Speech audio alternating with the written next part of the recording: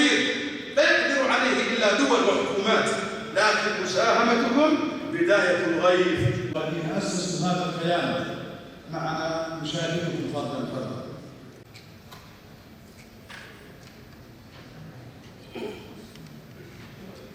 من ضمن أهداف هذا المؤتمر أن يحسن من قطاع التعليم الذي تزيد معاناة.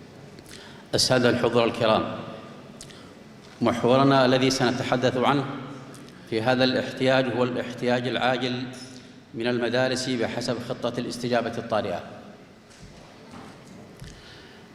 لا يخفاكم الوضع الاستثنائي العصيب الذي يشهده وطننا اليمني الحبيب منذ 8 سنوات نتيجة انقلاب الميليشيات الحوثية على الدولة، والذي أثر سلباً على كافة مناحي الحياة الاقتصادية والتعليمية والصحية وغيرها.